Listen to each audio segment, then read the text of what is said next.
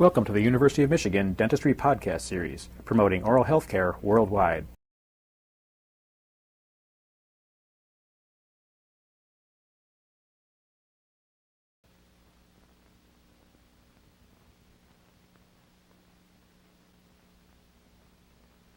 For this 45-year-old female patient, periodontal pockets will be eliminated by surgery of the soft tissue and bone. The hygienic phase of her periodontal therapy was completed 1 month ago. She is in excellent systemic health. In the maxillary left anterior region, the interproximal pockets are from 3 to 4 millimeters deep. The labial crevices are shallow, from 1 to 2 millimeters.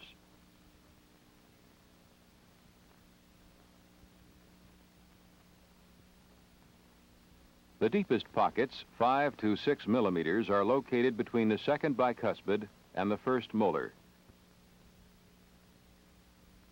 There is no furcation involvement of the first molar.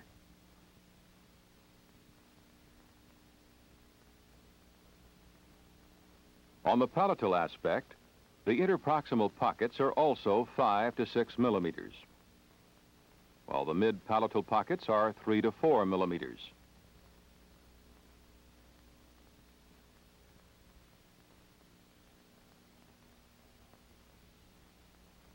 Preoperative radiographs reveal a horizontal type of bone loss of 3 to 4 millimeters generally. Deeper bone loss is evident between the second bicuspid and the first molar. The overhanging margins of the restorations were corrected before the surgery.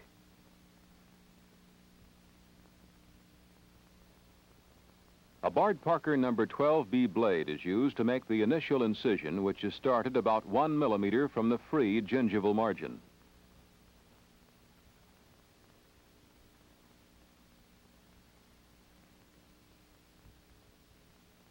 The blade is directed parallel to the outer surfaces of the teeth, and the incision is extended to the alveolar process.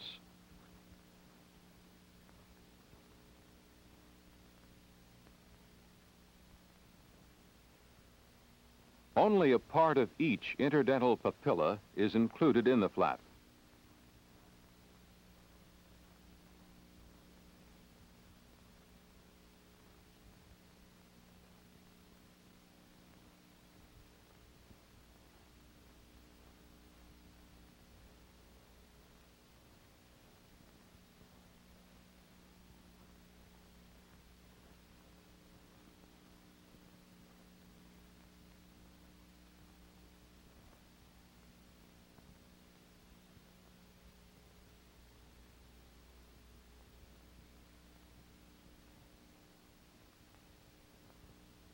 On the palatal side, the initial incision is made with an Orban knife. This incision is located about 1 millimeter away from the teeth.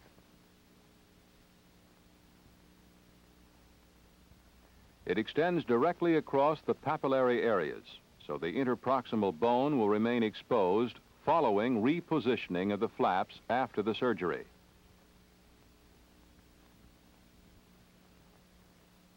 The incision is extended down to the bone, and it is made approximately parallel with the long axis of the teeth. The distance between this incision and the teeth depends on how deep the pockets are. Deep pockets will require more extensive removal of gingival tissues than shallow pockets.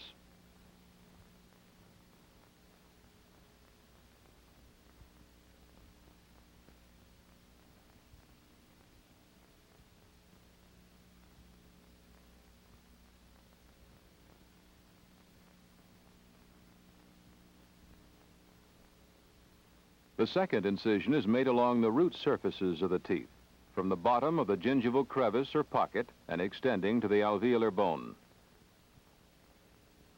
On the buccal side, a Bard-Parker number 12B blade is used for this purpose. This incision separates the crevicular gingival tissues around the necks of the teeth away from their attachment to the teeth.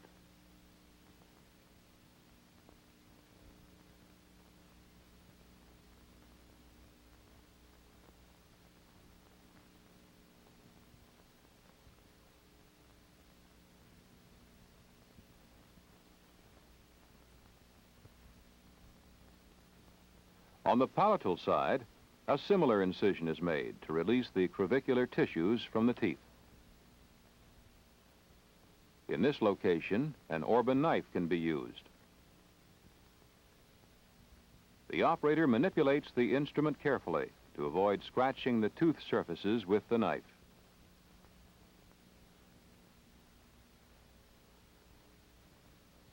Next, a third incision is made to remove the collar of gingival tissues from their attachment to the alveolar process.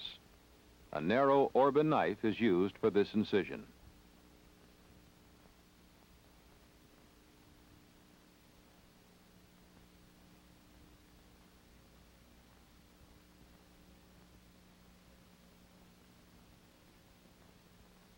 This same instrument is also used to make a similar releasing incision on the buccal side to free the crevicular tissues from the bone.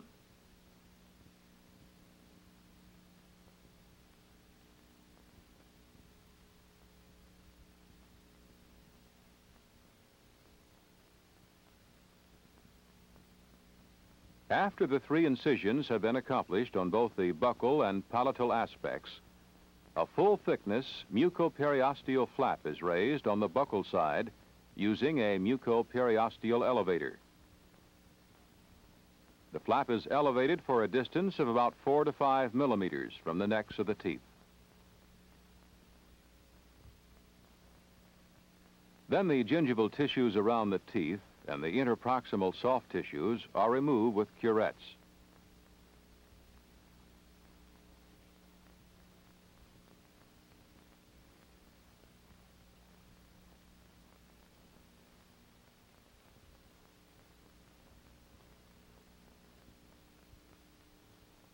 Curettes also are used to plane the root surfaces and to remove any residual tags of tissue in the area.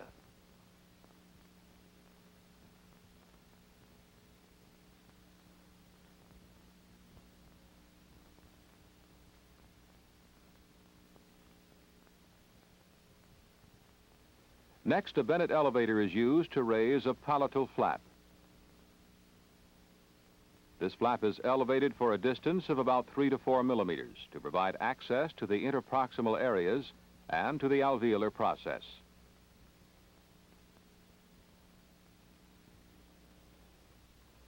Once again, the interproximal and gingival tissues around the teeth are removed with curettes.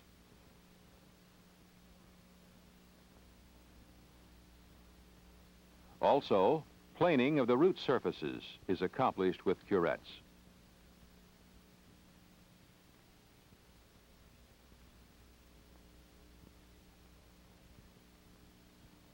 A Sugarman bone file is used to reduce the buccal ledges of the alveolar process and to eliminate interproximal craters.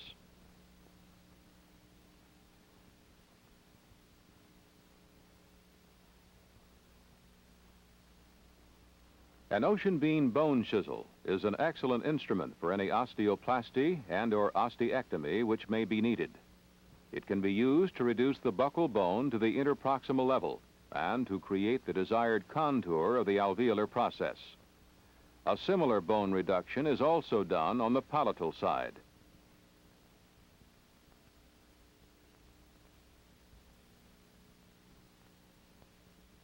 The area of surgery is irrigated with saline solution.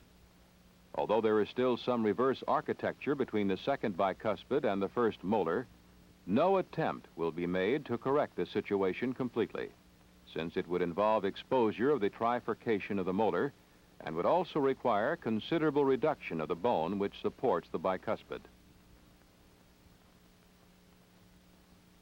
The flaps are pressed against the bone and the teeth with sterile gauze sponges, which have been moistened with saline solution. The flaps are adapted to the surfaces of the teeth, but do not cover the interproximal areas.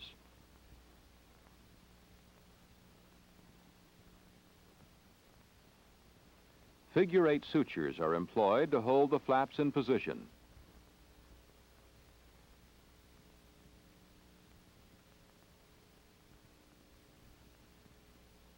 An atraumatic needle and 4/0 silk sutures are used.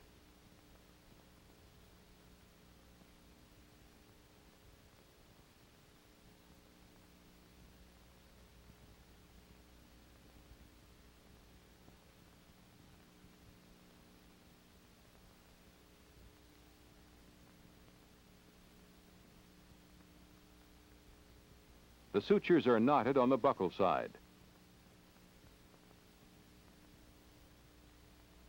A palatal view shows the flaps adapted to the lingual surfaces of the teeth.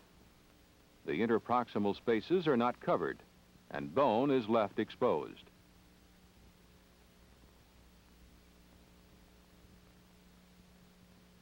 A 3% acromycin ointment is placed over the sutures and along the margins of the flap.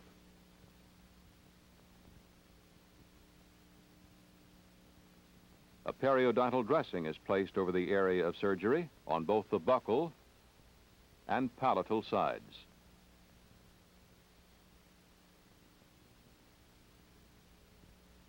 One week later, the dressing is removed.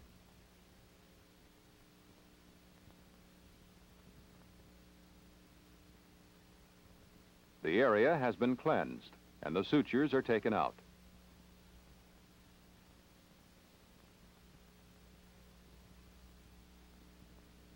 On the buccal side, healing is fairly complete.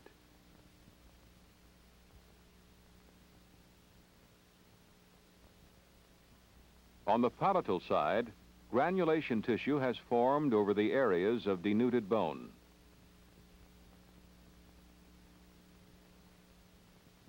The teeth are polished with the rubber cup and pumice.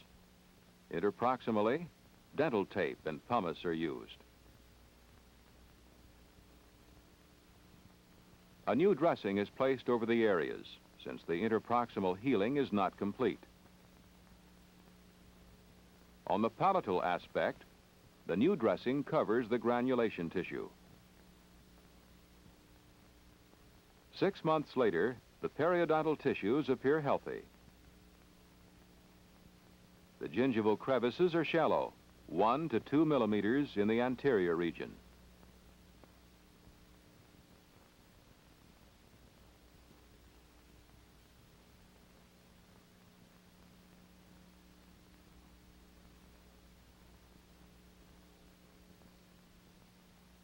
There is considerable gingival recession over the cuspid and the bicuspids, and at the first molar. The gingival crevices are very shallow, and there is no bleeding upon probing.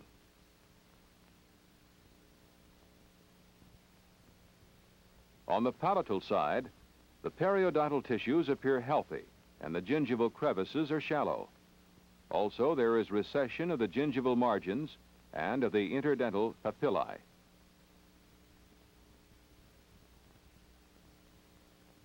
Surgical elimination of the periodontal pockets has been accomplished. This was the intent of this procedure. You've been listening to a presentation from the University of Michigan School of Dentistry, which is dedicated to supporting open learning and open educational resources. This recording is licensed under the Creative Commons. It may be reused and redistributed for nonprofit use. Please attribute materials to the University of Michigan School of Dentistry and redistribute under this same license. For more information on how this and other University of Michigan School of Dentistry recordings may be used, visit www.dent.umich.edu/license.